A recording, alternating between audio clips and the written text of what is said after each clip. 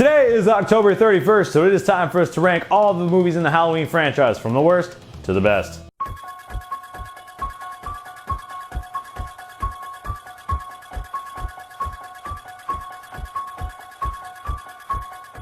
What's up, everybody? Welcome back to Cinema Sermons. My name is Kevin, and today we are going to be ranking all the films in the Halloween franchise except for Halloween 3 Season of the Witch, because I've never seen it.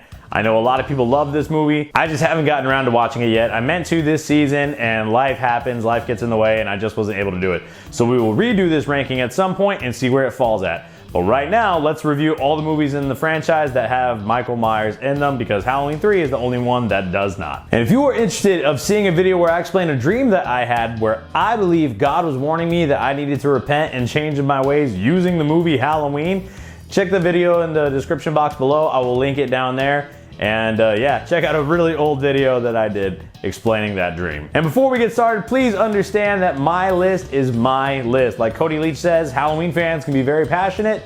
If you are passionate, do so respectfully. We're not gonna get the same things out of these movies. We're not gonna have the same experience. So if you disagree with some of my placings on this, just be cool about it. But all right. So coming in last place for me in a long franchise full of bad movies, the worst one is Halloween 5, The Revenge of Michael Myers. This completely undoes the ending of Halloween 4. Jamie's a mute, Loomis is crazy, Michael's mask is stupid. The characters are absolutely horrendous. You have the Man in Black thing going on, the music that plays when the cops are walking.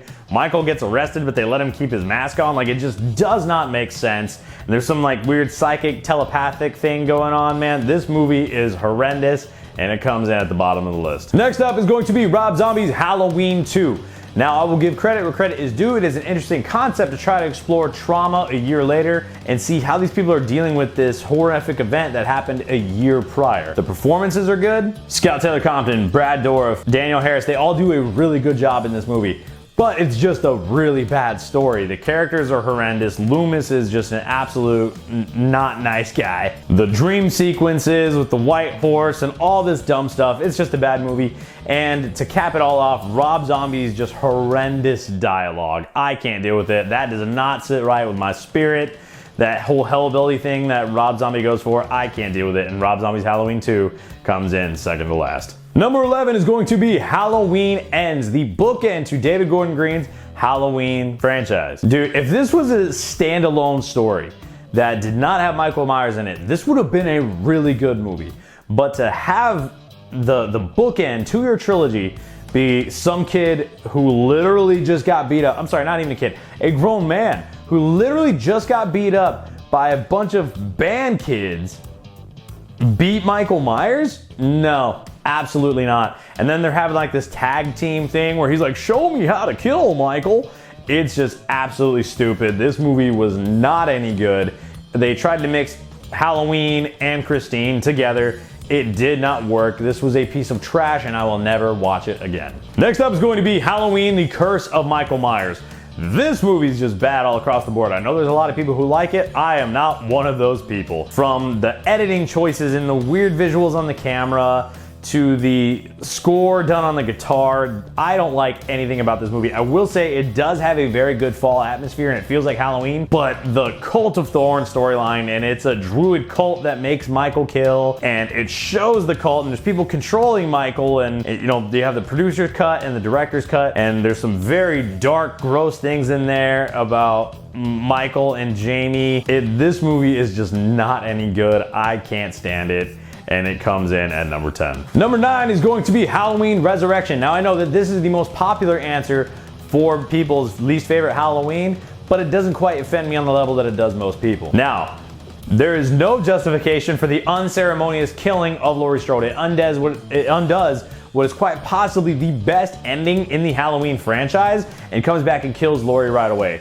That was horrible. But the rest of the movie, I can actually have fun with. I remember when I was in high school, I went to Blockbuster and I rented this movie, and me, my dad, and my brother watching this movie, laughing at how bad it was. So that holds a little bit of sentimental value for me, and probably why it's a little bit lower on this list. But it's certainly not a good movie. The acting is terrible, the writing is terrible, and the part where Busta Rhymes uses kung fu that he learned watching kung fu movies to defeat Michael Myers, That was so horrendously bad. But I remember the part where Busta Rhymes electrocutes Michael Myers' balls. Me, my dad, and my brother laughed so hard. So we know it's a bad movie, but you can have fun with how bad it is. And like I said, there's probably some nostalgia there for me from watching it that time with my dad and brother. But this movie's not any good either. We're just able to make fun of it a little bit more.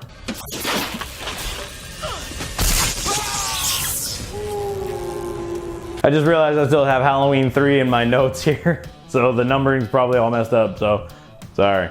Up next is Rob Zombie's Halloween.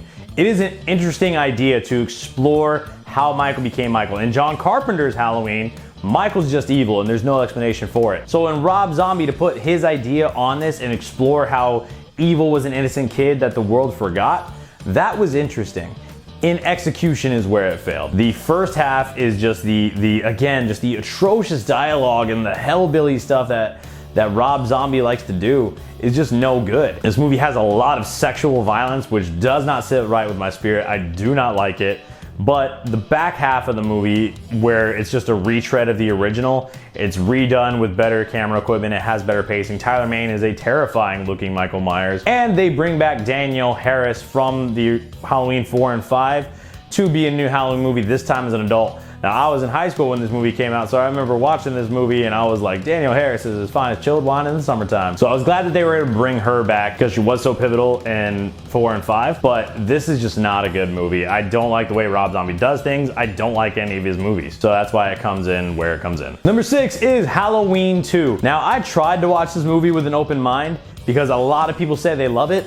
I did not. I didn't think it was that good. Now, it does have some really good scenes. It has some very good imagery of Myers. I don't really like the hospital setting for a Halloween film. I didn't think Dick Warlock did a good job portraying Michael. It's very robotic, and Laurie is in the bed most of the movie. This is where they introduce the brother and sister storyline, and it just didn't work for me. Now, it does have the same feel of the original. Dean Cundey returned as director of photography, so the movie looks just like the original. So you can do a double feature of Halloween 1 and 2 back to back and it'll feel really good. But I just didn't like it as much as everyone else does. But the scene in the end where Laurie shoots Michael in both of his eyes and like the blood is dripping down the mask, that's a cool shot. Like I said, there's some cool stuff in this movie. There's some inventive kills. I just don't like it as much as everyone else did. So for me, it comes in at number 6. And this is where I put in Halloween Season of the Witch, and I was like, I've never even seen that movie. Someone take it out of the ranking. So that's why the numbers are all messed up in this video, so I do apologize. But now, getting into number 5. For me, number 5 is gonna be Halloween Kills. Now, I know a lot of people do not like this movie, but let me explain. The writing is horrendous. The dialogue is atrocious. The evil dies tonight. And you have just these group of characters make the dumbest decisions you can possibly make. Like, it's like, these are not real people. But for me, at this point in the franchise, I was burnt out on the Michael and Laurie storyline. What I wanted to see was the Shape unleashed. Show us why Michael Myers is the boogeyman. So when the town of Haddonfield tries to take on Michael, they show us why he's the boogeyman.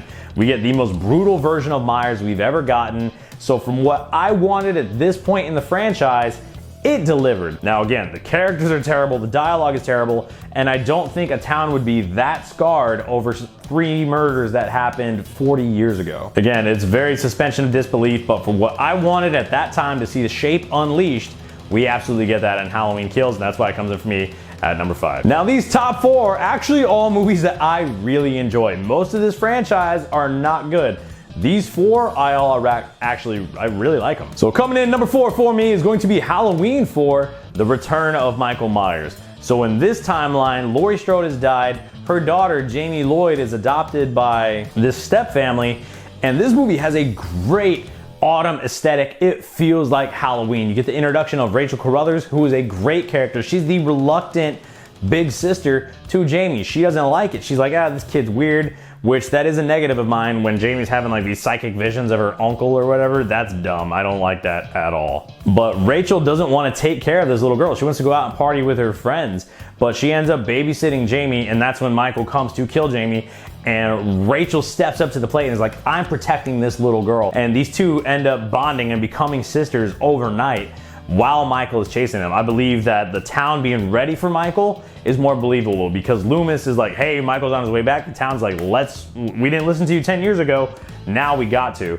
and they're ready for Michael. This actually has some decent characters that seem like they could be real people, but the biggest problem with this movie is the mask. If Michael had a good mask in this movie, this would probably be number 2 on the list. It's a good movie, and we see that Michael is like systematically taking out the town of Haddonfield, like he cuts the power, like he's smart. This was a good movie, and it's more action-packed because the 80s is the greatest decade ever, so it came out in 88, so it's more action-packed, it's a higher pace, it's a faster pace. This is a good movie, but the mask was horrendous, and the like telekinetic stuff, Jamie seeing visions of her uncle, that was just not any good. But Danielle Harris does a phenomenal job, cemented herself as a horror icon at like 12 years old. Rachel is a great final girl. Rachel and Jamie together are 2 awesome final girls. I really enjoy this movie. This movie brought it back to what it was supposed to be. Halloween 4, Return of Michael Myers is a really good movie. Coming in number 3 for me is going to be Halloween H2O. This is my Laurie Strode. This is the best version of Laurie Strode we've ever gotten. So in this timeline, after the events of Halloween 2, Laurie Strode changes her name and moves over to California out of Haddonfield, Illinois to start a new life. We see that she's the headmistress of a private school, and she's doing really well for herself. She still drinks a lot, she does a lot of things to cope with the pain, but she's not crippled by what happened to her. Her son, played by Josh Hartnett, is coming into his own. He's like, oh, it's time to get over Michael Myers, and maybe she's like, maybe I should. And that's when Michael comes and finds her 20 years later. H2O, Halloween 20 years later, from the original 1978. Michael comes to find Laurie, and they have a battle for the ages. Laurie finally decides that she's done running and she's gonna take the fight to him. It has an awesome ending. It should have been the definitive ending for the franchise. This is my Laurie Strode. A lot of people don't like that Scream, Kevin Williamson aesthetic, but I was a kid when this movie came out. I remember the trailers, I remember the posters. This is my, generation. So I really don't have a problem with the feel of this movie, even though it is, 1998 or kind of getting into the 2000s. It has a very distinct feel to it, but it doesn't bother me like it does a lot of other people. The masks are the worst part of this movie. They're just not good. And I said masks because they use like 4 or 5 different masks, and one of them is CGI. So that is absolutely the worst part of this movie, but it is a good movie. This is my Laurie Strode, and it comes in at number 3. Our runner-up is going to be Halloween 2018.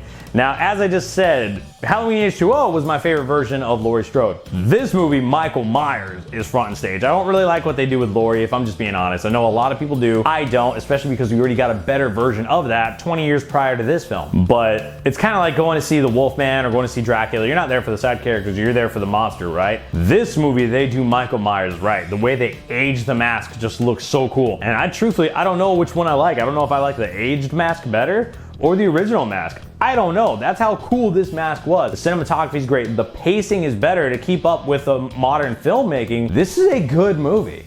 It actually is. Now, there's some really dumb dialogue. You tell that Danny McBride and David Gordon Green, they tried to bring in just some stupid jokes that don't land. There's some really stupid characters where you're like, these aren't real people. This is not how people actually behave and act. But the pacing is good. The film is well made. There's some great memorable scenes, and Michael Myers himself, played by James Jude Courtney, is a fantastic performance. This movie is really well done, and I believe it is the best sequel in the franchise. But to no one's surprise, coming in at number 1 is the original 1978 John Carpenter's Halloween. This was not the first slasher movie. However, this was the first movie to take all of the elements of slashers and put them together in the template that we know and have spawned countless spin-offs of. Reviewing the movie objectively, it did come out in 1978. It came out a long time ago. So it very much has the pacing and tone of movies of that time. And I remember watching it in the theater a couple years ago during COVID, and I was like, is this movie as good as I really remembered it being? And when the third act comes, yes, that third act is masterful. John Carpenter created a masterpiece of a film with an iconic score, an iconic villain, amazing shots. What these people were able to do on such a shoestring budget and make this franchise that has spawned over 4 decades was truly incredible. And again, like I said, it's very slow build-up, but that third act is absolutely masterful. This is my favorite horror film. It's my favorite slasher film, and easily my favorite film in this franchise. So that is all we have for today's ranking. Please let me know down in the comments your ranking of all 13 Halloween films. And I said 13, yes, put Halloween 3 in there. Sorry, the numbering was all mixed up, man. I forgot to take it out of my notes and then I was already recording, so I wasn't gonna start over again. But please hit that like, share, and subscribe button. It truly does help out the channel. Let me know down in the comments your favorite Halloween film. Let me know your ranking. And again, if you want to see the video that I put out from a couple years ago where I had a dream that I truly believe God was telling me that I needed to change my life using the movie Halloween, check the video in the description box below. Click the link. I think you're going to enjoy it. So remember, I love you. Jesus loves you. That's our story and we're sticking to it. See you guys.